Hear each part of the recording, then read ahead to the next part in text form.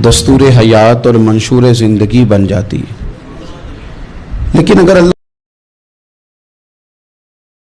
तबारक व तआला किसी चीज़ का बार बार तज़किरा फरमाए तो माना यह है कि उसकी हमें बहुत ही ज़्यादा ज़रूरत है। उन चीज़ों में से एक चीज़ सब्र है। कुरान पाक ने 100 से ज़्यादा मरतबा सब्र का तज़किरा फरमाया। इतनी बड़ी बात को समझिएगा कि 100 से ज़्यादा मरतबा कुरान पाक ने तज़किरा किया है सब्र का, और मुख्तलिफ अंदाज में। कहीं फरमाया कि वबश्शिरिस साबिरीन, ए महबूब सब्र करने वालों को खुशखबरी सुना दीजिए। कहीं फरमाया इन्नल्लाह मअस साबिरीन, बेशक अल्लाह सब्र करने वालों के साथ। तो मुख्तलिफ अंदाज में मुख्तलिफ तरीक़ों से अल्लाह ताला ने सब्र का तज़किरा फरमाया। सोसाइटी के अंदर, माशरे के अंदर और मुसलमानों के अखलाकी रवैयों के अंदर अगर सब्र को दाखिल कर लिया जाए तो हम महसूस करेंगे कि हमारी ज़िंदगी ना सिर्फ ये कि आसान हो गई है बल्कि मोहब्बतों वाली हो गई है, चाहतों वाली हो गई है। हमारे रिश्ते एक दूसरे से टूट नहीं रहे बल्कि बनना शुरू हो गए। थोड़ा सा सब्र बहुत सारी चीज़ों को टूटने से बचा लेता है। कुरान मजीद की जो आयत करीमा मैंने तिलावत की, ये सूरह आले इमरान की आखिरी आयत है। अल्लाह ताला ने फरमाया या अय्युहल्लज़ीना आमनुस्बिरू वसाबिरू, ऐ ईमान वालो सब्र करो साबिर बनो। ऐ ईमान वालो सब्र करो और साबिर बनो। क्या मतलब? पहले सब्र का मतलब ये है कि अगर तुम्हें कोई ज़ाती तकलीफ़ पहुँचे तो उस पर सब्र करो।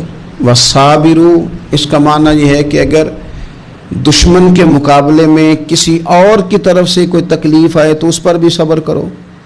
फिर फरमाया वराबितू, और हमेशा कमर बस्ता रहो, इस्लामी सरहदों के पहरेदार रहो। वत्तकुल्लाह, अल्लाह से डरते रहो। लअल्लकुम तुफ्लिहून, इस उम्मीद पर कि अल्लाह तुम्हें कामयाबी अता फरमा दे, तुम फलाह पा जाओ। या अय्युहल्लज़ीना आमनुस्बिरू वसाबिरू, ऐ ईमान वालो सब्र करो और साबिर बनो। सब्र करो, साबिर रहो, यानी जो ज़ाती तकलीफ़ आए उस पर भी सब्र करो। और मुसाबरा का माना सामने से आने वाली तकलीफ़। अगर बीमारी आ गई, कोई परेशानी आ गई, कहीं कोई अपना दुनिया से चला गया तो ये ज़ाती तकलीफ़ है, इस पर भी सब्र करना। और अगर अपनों ने, बेगानों ने कोई तकलीफ़ पहुंचा दी, कोई अज़ियत दे दी, वो अज़ियत कई सूरतों में हो सकती है। ताना भी एक अज़ियत है, तंज़ भी एक अज़ियत है। किसी शख्स के बारे में गलत कलिमा कहना भी एक अज़ियत है। और मुकाबले में खड़े हो जाना, लड़ाई करना, ये भी एक अज़ियत है। इस पर भी सब्र करो। वराबितू, और इस तरह करो कि कमर बस्ता रहो, जद्दोजहद करते रहो। वत्तकुल्लाह, अल्लाह से डरो। लअल्लकुम तुफ्लिहून, ताकि तुम कामयाब हो जाओ। सब्र जब आप करते हैं ना और सब्र का इरादा करते हैं तो अल्लाह ताला सब्र की तौफीक भी अता फरमाता है। हमने ये देखा है कि हमारे पास नेमतों की कमी नहीं, हमारे फरीज़र खुराक से भरे हुए हैं। हमारे दस्तरखानों पे अनवा अक़साम की चीज़ें चुनी हुई हैं। हमारी अलमारियों में कई हमारे लिबास तैयार शुदा लटके हुए हैं। हमारी जेबों में हमारी ज़रूरत का सरमाया अल्लाह ने हमें दे दिया है। लेकिन इसके बावजूद जो लोग एक दूसरे से प्यार नहीं कर पा रहे, जो एक दूसरे के करीब नहीं जा पा रहे, तो उसकी वजह यह है कि सब्र नहीं रहा, हौसला नहीं रहा, किसी चीज़ को बर्दाश्त करना हमारे मिजाज का हिस्सा ही नहीं रहा।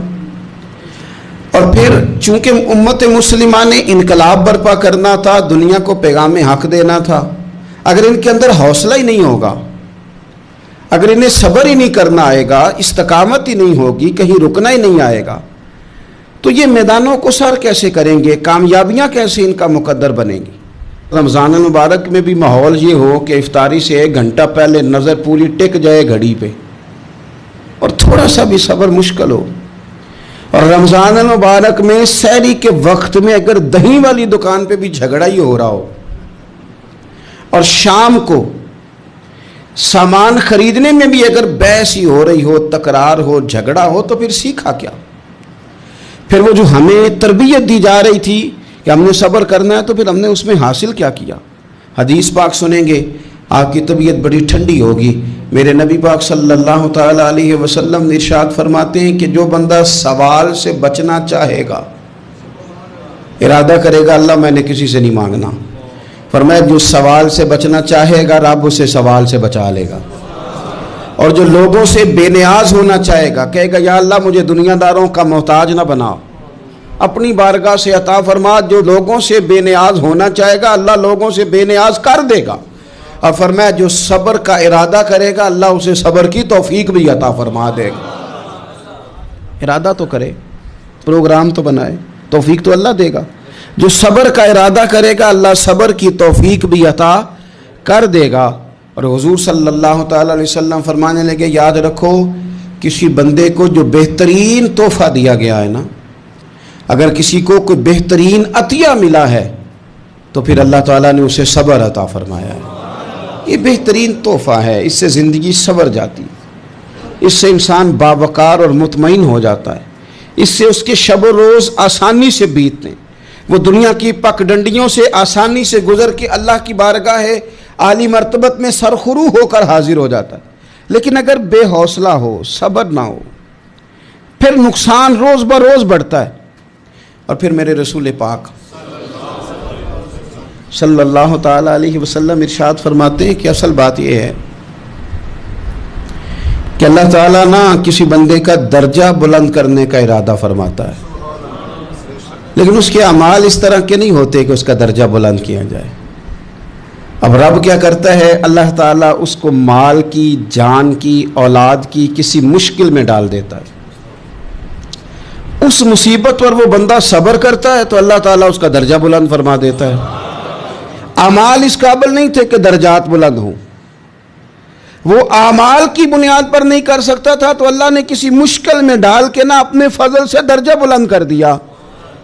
अब जो राह तरीकत का मुसाफिर था, जो सलूक की मनाजिल तय कर रहा था, जो अल्लाह रसूल के करीब जाने चाह रहा था, उसके लिए कितनी आसानी हो गई कि मुजाहिदा तो ज़्यादा ना कर सका, कसरत से नफली सौमो सलात का बंदोबस्त तो ना कर सका, थोड़ा सा सब्र किया, रब ने अपना और अपने महबूब का कुर्ब अता फरमा दिया।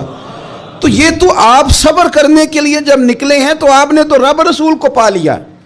ये सब्र तो वो वाला सफ़र है जिसकी जो मंजिल है वो अल्लाह रसूल का कुर्ब है।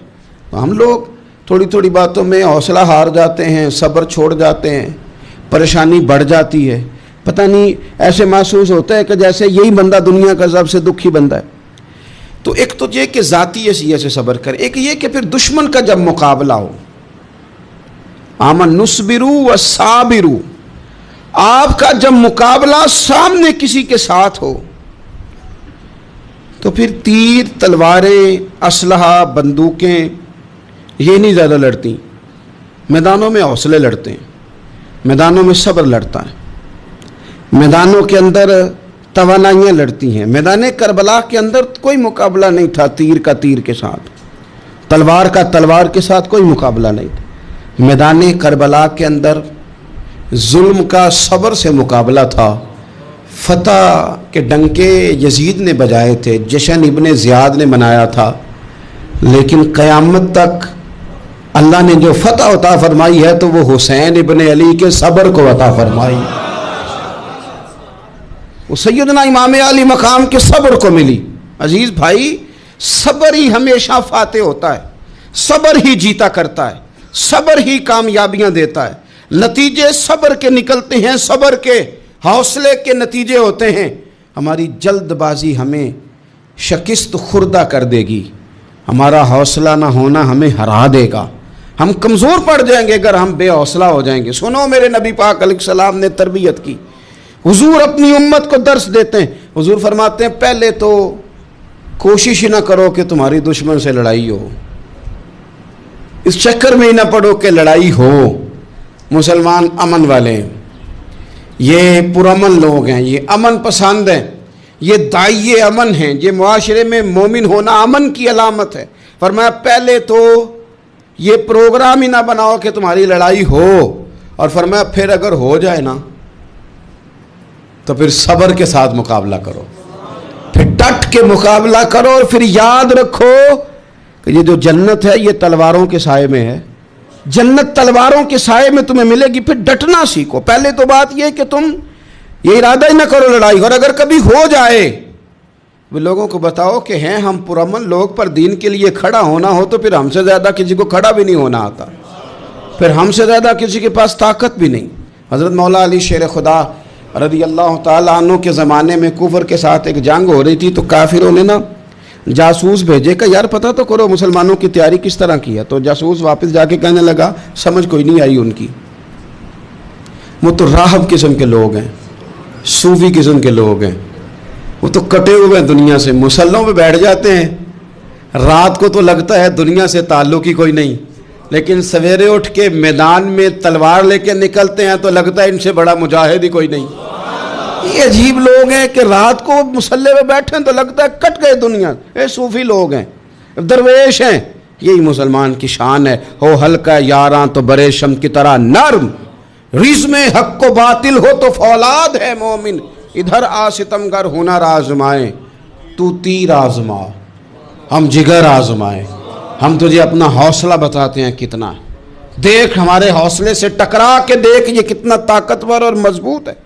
تو عزیز بھائی، اگر زندگی میں آپ کو صبر کرنا آ گیا، میں بڑے دنوں سے یہ عنوانات بیان کر رہا ہوں، اور آج تو خصوصی طور پر رمضان شریف کے اس جمعے میں اپیل کرنا چاہتا ہوں آپ سے کہ کمزور باتیں کرنی چھوڑ دیں، مایوسی کے جملے اپنی زندگی سے نکال دیں۔ ہم مسلمان ہیں، آپ بیمار ہو گئے ہیں تو یہ بھی خدا کا فضل ہے، گناہ معاف ہوں گے۔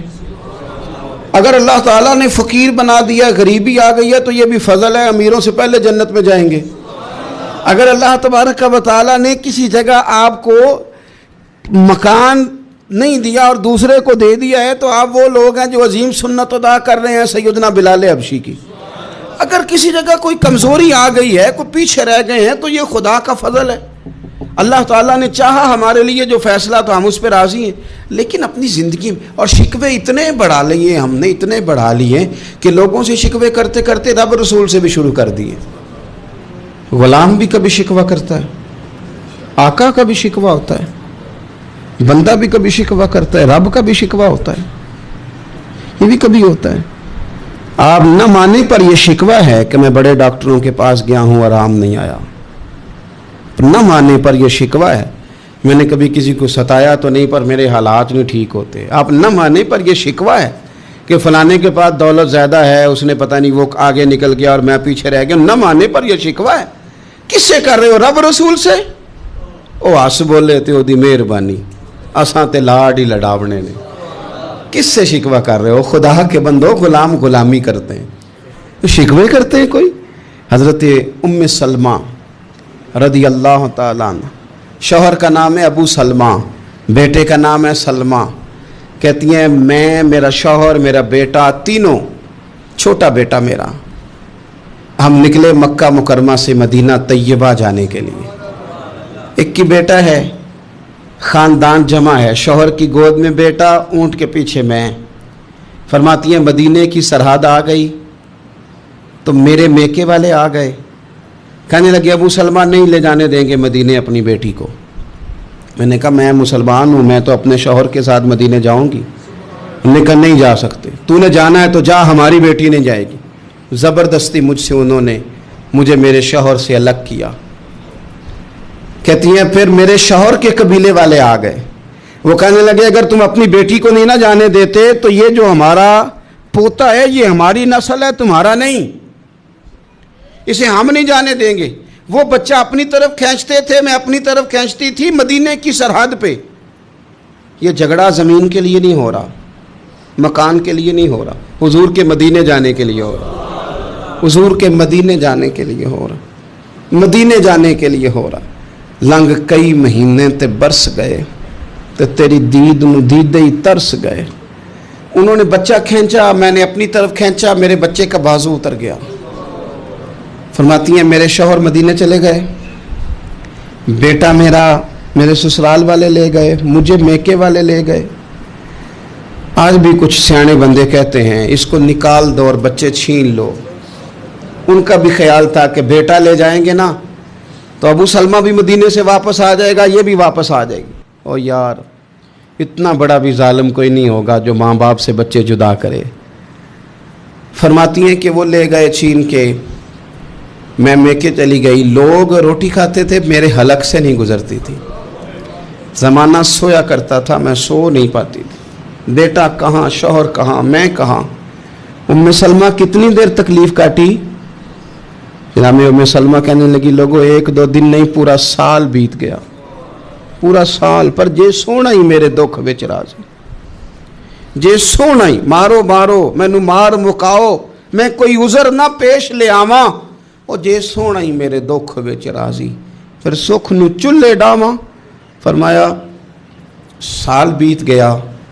لوگ صبح اٹھ کے کام کاج پہ لگ جاتے, کپڑے بدلتے, ڈیوٹیاں کرتے, اور میں سویرے اٹھ کے اس جگہ آ جاتی جہاں میرا شوہر اور میرا بیٹا بچھڑا تھا. میں سارا دن روتی, آہوزاری کرتی, حضور کے مدینے کی طرف منہ کر کے میں تڑپتی. سال بیت گیا, سال, 1 ہفتہ نہیں نکلتا بچوں کے بغیر. بڑے بڑے سیانے لوگ پردیس جاتے ہیں تو بچوں کی فوٹو دیکھ دیکھ کے روتے ہیں, لیکن کہتی ہیں ماں تھی, بیٹا بچھڑا اور پھر بیٹا بیمار ہو اور ماں سے جدا ہو, کتنی تکلیف کا منظر ہے. آپ فرماتی ہیں کہ 1 سال بیت گیا اور میں نے کسی کی منت نہیں کی, میں نے کوئی شکوہ نہیں کیا, اس لیے کہ جس حال میں رب و رسول رکھیں. یہ حوصلہ, یہ صبر, یہ توانائی. 1 سال کے بعد میرے چچا کا بیٹا میرے پاس سے گزرا, تڑپتے دیکھ کر کہنے لگا میری بہن تو سارا دن روتی رہتی ہے. تو میں نے کہا بھائی تمہیں کیا بتاؤں, اس کا شوہر چلا جائے, بیٹا جدا ہو جائے, وہ کیا کرے گی. فرماتے اس نے جا کے میرے باپ سے, اپنے والد سے, میرے خاندان والوں سے کہا اس کی سزا کب ختم ہوگی. اس غریبنی کا قصور یہ ہے کہ یہ مدینے والے کا کلمہ پڑھتی ہے, اس کی غلطی یہ ہے کہ یہ مسلمان ہو گئی ہے, دین حق قبول کر لیا ہے, کیوں نہیں تم خیال کرتے. کہتے ان کے دل نرم ہوئے, وہ رضامند ہوئے مجھے مدینے جانے پہ. پھر اس نے کوشش کی میرے سسرال پیغام بھیجے, کب بس کرو, اور بچہ تو چڑیا کا جدا ہو جائے تو وہ تڑپا کرتی ہے, اور تم نے ایک جیتی جاگتی ماں کا بیٹا جدا کیا ہے. وہ بھی نرم ہوئے, رب نے اسباب بنائے, میرا بیٹا مجھے ملا. کہنے لگے تو رہ جا. میں نے کہا نہیں, تم مسلمان نہیں ہو, تمہیں پتہ نہیں نا, میں یہاں نہیں رہ سکتی, مجھے مدینے ہی جانا ہے. اکیلی اتنا سفر, جنگلوں کا رستہ, پہاڑی رستہ طے کر لو گی. میں نے کہا میں کر لوں گی. جنوں ویک کے ٹھر دیاں اکھیاں نے تو جنوں ویک کے ٹھر دا سینہ ہے. ربا تیری ساری خدائی چ ایک کی تے شہر مدینہ ہے. کہتی میں اونٹ پہ بیٹھی, بیٹا میں نے گود میں بٹھا لیا, میں سفر کرنے لگی, پر دل میں کھٹکا تھا کہ اتنا لمبا سفر, بیٹا چھوٹا ہے, کیسے کروں گی. کہتے مجھے عثمان بن طلحہ مل گئے. کہنے لگے کہاں جا رہی ہو بہن. میں نے کہا مدینے. کہنے لگے اکیلے جاؤ گی. میں نے کہا جانا تو ہے نا, کوئی ساتھ چلے نہ چلے پر شہر رسول تو جانا ہے نا. آپ فرماتی ہیں میں نے عثمان بن طلحہ سے نیک بندہ کوئی نہیں دیکھا, میرے اونٹ کی لگام تھام لی. جب مجھے اونٹ پہ بٹھاتے تھے نا, اونٹ بٹھا کے چلے جاتے تھے, میں بیٹھ جاتی تھی تو آ کے لگام تھامتے تھے. جب کہیں مجھے اتارتے تھے تو اونٹ بٹھا کے چلے جاتے تھے, میں اتر جاتی تھی تو اونٹ کو باندھتے تھے. سونا ہوتا تھا تو اونٹ بٹھا دیتے, میں اتر جاتی, وہ دور جا کے لیٹ جاتے. فرماتی تھی پھر میرے لیے میرے رب نے اسباب پیدا کیے اور میں مدینہ پہنچی. میں شوہر سے ملی, اور لوگوں میرے نصیب دیکھو, میں رہنے کہاں لگی, حضور کے مدینے میں, شہر رسول میں, شہر رہ پائے نظر, ہوش میں آ, یہ کوہ نبی ہے. میں حضور کے حرم کی زمین اور قدم رکھ کے چلنا, ارے سر کا موقع ہے او جانے والے, مدینے کے خطے خدا تجھ کو رکھے, غریبوں فقیروں کے ٹھہرانے والے. کہتی ہے میں وہاں بسنے لگی. آپ فرماتی ہیں مسلمانوں شاید مجھ سے زیادہ تکلیف کسی نے نہ سہی ہو, پر دیکھو 1 سال پورا میں تکلیف میں رہی, اور جب میرا صبر سال کو پہنچا, صبر کی عمر 1 سال ہوئی, تو پھر رب نے بندوبست کیا. پھر میرے گھر والے بھی نرم ہو گئے, سسرال والے بھی نرم ہو گئے. رب نے میرے آنے جانے کے لیے ایک بندے کا بندوبست بھی فرما دیا. پھر میرا شوہر تک بھی میں پہنچ گئی, مجھے مدینہ الرسول بھی نصیب ہوا. 1 سال میں نے صبر کیا تھا, رب نے مجھے مستقل مدینے کا ٹھکانہ عطا فرما دیا. لیکن جو بندہ صبر ہی نہ کر پائے, جو صبر ہی نہ, جو کہ جی بڑی دور سے آیا ہوں, بڑی دیر ہو گئی, بڑا ٹائم ہو گیا, کب جا کے مسئلہ حل ہوگا, وہ جو آپ نے بتایا تھا وہ تعویذ کب اثر کرے گا, وہ دعا کب قبول ہوگی, وہ فلانا معاملہ کب, بھئی یہ ڈیٹ تو آپ کو رب رسول ہی دے سکتے ہیں.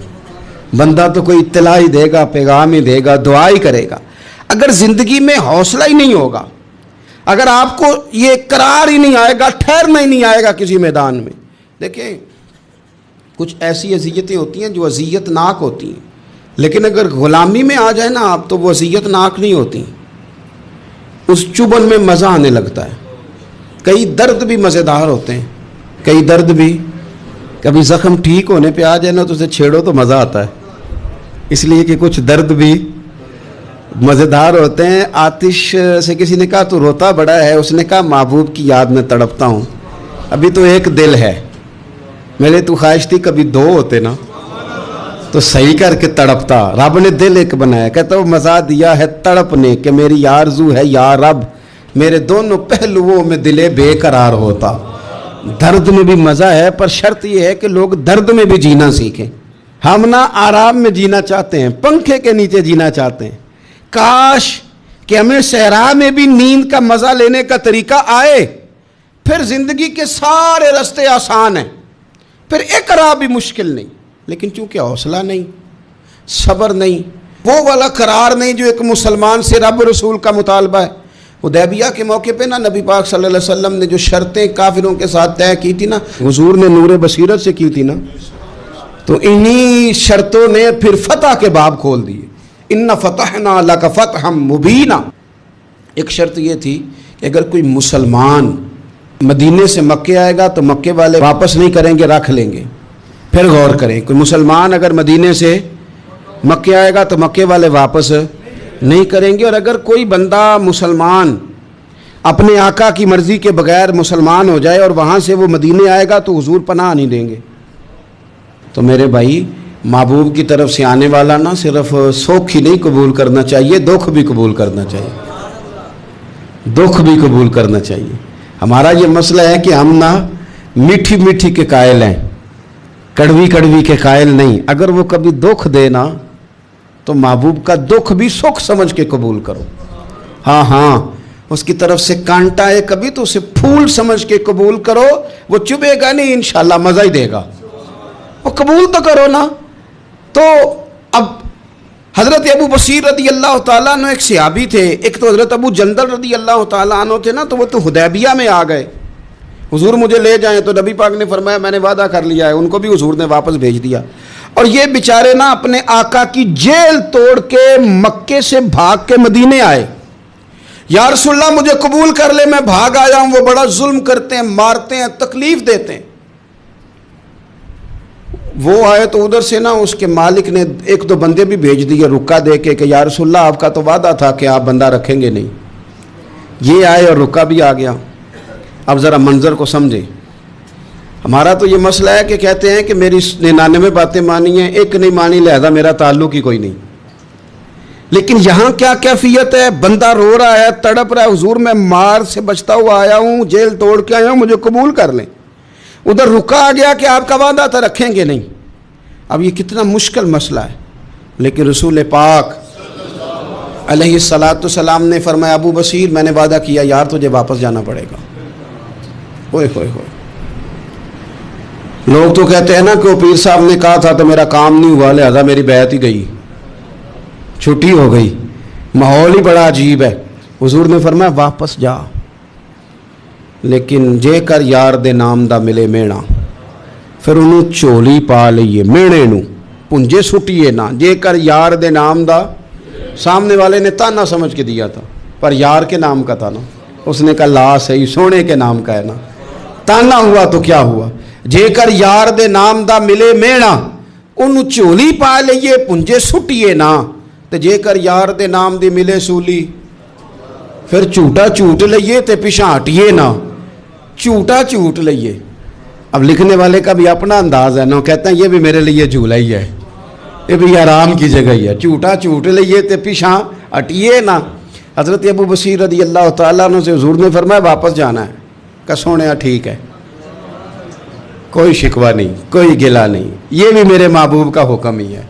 اور کیا بات ہے، میرے نبی وعدوں کے پکے ہیں، کیا بات ہے، حضور نے جو کہا کر کے دکھایا۔ کہتے ہیں میں واپس جا رہا تھا، ایک دو بندے ساتھ تھے، جب مدینے کی حد گزر گئی نا، حضور نے تو کہا تھا نا مدینے میں پناہ نہیں دینی، تو میں نے اس سے کہا یار تلوار بڑی سونی ہے، ذرا دکھانا۔ اس نے دکھائی تو ایک کی میں نے گردن کاٹ دی، دوسرا ویسے ہی بھاگ گیا، اور بھاگ کے حضور کے پاس آیا، جی اس نے تو مار دیا۔ تو سرکار فرمانے لگے میں نے تو وعدہ پورا کیا تھا نا، تم سے نہیں سنبھالا گیا تو معاملہ تمہارا ہے۔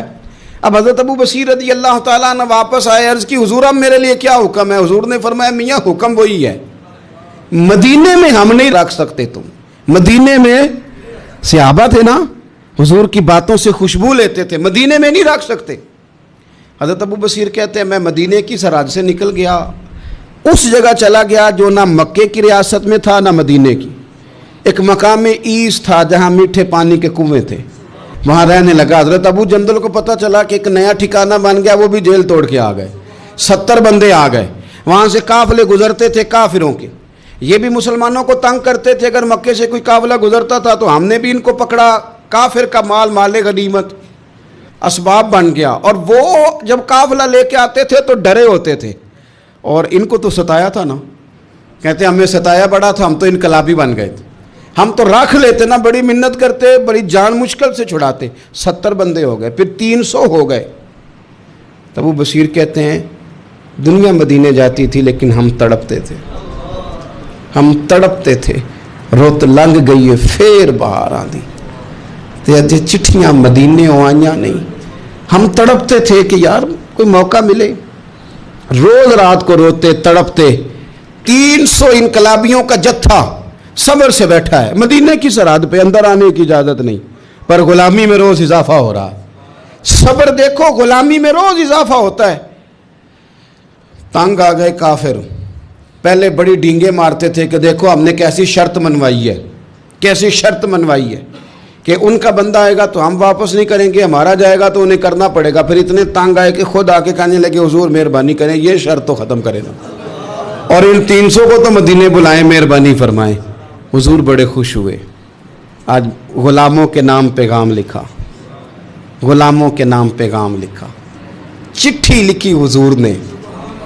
چٹھی کس چیز کی لکھی؟ آ جاؤ یار مدینے آ جاؤ، چٹھی آئی مدینے آنے کے لیے، حضرت ابو بصیر کے نام چٹھی گئی، آ جا یار مدینے، آ جا تیرے نام پیغام سبا لائی ہے سرکار نبی سے، اور آیا ہے بلاوا مجھے دربار نبی سے۔ پیغام آیا۔ حضرت ابو بصیر اتنے بیمار تھے کہ نزع کا عالم تھا، لیکن اس عالم میں بھی انتظار تھا۔ اس آخری ویلے اکھیاں میریاں رات تکنائے تیرا تے سجنا کچھ بھی نہیں جانا، جے پا جاویں ایک پھیرا تے سر میرے تے آن کھلوویں تے پھر پردہ رہ جائی میرا، سوکھا نکلے صاحب ظہوری جے ویخ لوے مکھ تیرا۔ حضرت ابو بصیر کو نہ وہ رکا گیا، حضور کی چٹھی گئی تو یوں چٹھی پڑی، حضور نے فرمایا آ جا نا، رستہ کھل گیا ہے، تو آ جا، کھل گیا رستہ۔ دعا فرماؤ مدینے کے رستے کھل جائیں، کرو نا یار دعا مدینے کے رستے کھل جائیں۔ کچھ ایسے ہیں جنہوں نے سارے دکھ سنانے ہی مدینے جا کے ہوتے، کچھ لوگ ایسے ہیں جن کے دل اور کلیجے پھٹنے کو آ گئے، دعا کرو رستے کھل جائیں۔ حضور نے فرمایا آ جا تیرا راہ کھل گیا۔ حضرت ابو جندل کہتے ہیں میں سرانے کھڑا تھا، حضرت ابو بصیر کے خط پڑھا، مسکرائے، اشارے سے کہنے لگے کہ دیکھ میرے نبی کا خط ہے، حضور کی چٹھی میرے نام آئی ہے، پڑھنا۔ کہ میں نے بھی پڑھی، پہلے روئے پھر کلمہ پڑھا، پھر میرا ہاتھ تھاما، روح ہی پرواز کر گئی ہمیشہ کے لیے، ہمیشہ کے لیے۔ وہ ظاہری جسم کے ساتھ تو مدینے نہ پہنچے، پر قبر میں گئے تو مدینے والے کی زیارت نصیب ہو، قبر میں حضور کی زیارت نصیب ہو گئی، قبر میں۔ حضرت ابو جندل کہتا ہے میں نے جنازہ پڑھا، اور اسی مقام پہ جہاں انہوں نے انتظار کیا تھا نا، वो मकाम में इंतज़ार उनका मज़ार बना, मज़ार के साथ मस्जिद बनी, मस्जिद का नाम मस्जिद अबू बसीर रखा गया। उन्होंने उस इंतज़ार में जान दे दी, पर सब्र किया, शिकवा नहीं किया। यारो इतनी शिकायतें, इतने शिकवे। एक बात मेरा और करने को दिल कर रहा है। एक सहाबी थे हज़रत आसिम बिन साबित रज़ी अल्लाह ताला अन्हु, जंगे उहद में ना हुजूर के हाथ पे मौत की बैत की, जंगे उहद में बैत की, सोनिया तेरे नाम पे मरना, डट के लड़े। सलाफा बिन साद के 2 बेटे बदर में कत्ल किए इन्होंने। उसने कसम खाई कि माज़ अल्लाह मैं इनका सर मंगा के तो इनकी खोपड़ी में शराब पीऊंगी। सलाफा बिन साद ने यह कसम खाई कि मेरे 2 बेटे कत्ल किए, मैं इनकी खोपड़ी में शराब पीऊंगी माज़ अल्लाह। एक कबीला गज़ील था, उन्होंने उहद के बाद हुजूर से कहा कुछ कारी हमें दे दें, हमने कुरान सीखना है। तो नबी पाक ने कुछ बंदे भेजे, तो आसिम बिन साबित को भी भेजा, लेकिन उन्होंने धोखा किया। वहाँ जाके इनको गिरफ्तार कर लिया। जब गिरफ्तार करके मक्के वालों के हाथ बेचने लगे तो हज़रत आसिम बिन साबित ने तलवार निकाल ली, फरमाने लगे मैं काफिर का कैदी होके जीने से बेहतर है शहादत की मौत मर जाऊं। काफिरों का कैदी लड़े और फरमाने लगे मेरे कमान में तीर बाकी है, मैं लड़ूंगा और इतना लड़ूंगा कि तुम्हें पता चलेगा मुझे लड़ना आता है। और फरमाया मैं सब्र करूंगा और सब्र करके दिखाऊंगा, मैं डटूंगा और तुम्हें डट के। अकेला बंदा मैदान में डट गया, अकेला। जब तीर खत्म हो गए तो फिर नेज़ा निकाल लिया। ये बात आपको इसलिए समझा रहा हूं कि कुछ लोग कहते हैं जी मैं अकेला क्या करूं, तो ये आखिर में याद रखें कि सब्र आपने करना है चाहे अकेले भी रह जाएं, हौसला करना है चाहे अकेले भी रह जाएं। अकेले लड़े, तीर खत्म हो गए तो नेज़ा निकाल लिया, खूब लड़े। अब उसने कसम खाई थी कि मैंने इनकी खोपड़ी पे माज़ अल्लाह खोपड़ी मंगानी है, सर मंगाना है। और ये जो ले जा रहे थे धोखे के साथ, ये भी बेचने ले जा रहे थे। तो जब थक गए ना और चारों जानिब से जिस्म में तीर पे वस्त हो गए तो दुआ मांगी। अकेला बंदा और सब्र का मकाम, दुआ मांगी, कहा अल्लाह मैंने आखिरी दम तक तेरे दीन की हिफाजत की है, अब तू मेरे जिस्म की हिफाजत करना। इनके हथे ना चढ़ जाए मेरा जिस्म। हज़रत आसिम बिन साबित रज़ी अल्लाह ताला अन्हु शहीद हो गए। काफिर करीब गए जिस्म पकड़ने के लिए, गिरफ्तार करने के लिए, सर काटने के लिए, तो शहद की मक्खियाँ आ गई, पूरे जिस्म पे कब्जा कर लिया। करीब जाते तो मक्खियाँ लड़ती, कहने लगे पीछे हट जाओ, शाम होगी ना तो उड़ जाएंगी, फिर हम सर काट लेंगे। शाम तक चारों जाने बैठे रहे, ना कोई हवा आई, ना कोई बादल बरसा, ना कोई तूफान आया। शाम को इन्होंने उठाना था, एक रेला आया पानी का और जनाब आसिम बिन साबित की लाश मुबारक को बहा के ले गया। मेरे रब ने उस मैदान में भी ये बतलाया कि जो सब्र करे ना, रब उसके जिस्म